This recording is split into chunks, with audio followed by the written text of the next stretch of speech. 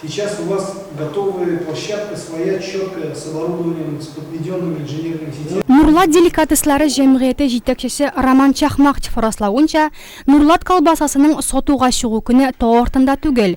Производство мәйданнары әзер, чыгарылачак продукция ассортименты 40 төрдән артык. Реализацияләү урыннары ачыкланган. Җиләк-җимеш питомнигы җәмгыяте җитәкчесе Артем Даваяның да киләчәккә планнары реаль. 240 гектар мәйдан биләгән җиләк-җимеш питомнигын торгызу һәм аның элеккеге донын кайтару буенча бизнес планы тормышка ашырылык.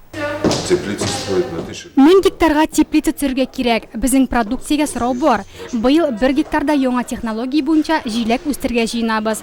Корлыган, кура җиләге, слива плантацияләрен яңарту зарур. Безнең климатка туры килә торган культуралар үстерәчәкбез. Нурлат кулланучылар җәмгыяте район җитәкчелегенең һәр яклап ярдәмен тоя. Производство базасы бар, әлегә җире юк. Онысы да хәл ителмәслек түгел. Очрашу барышында район башлыгы эшмәкәрләрнең фикерләрен тыңлады, якын киләчәккә планнарын ишетте. Мисал итеп, Венгриядәге җитештерү мәйданчыклары тәкъдим ителде. Коллеги, надо двигаться вперед.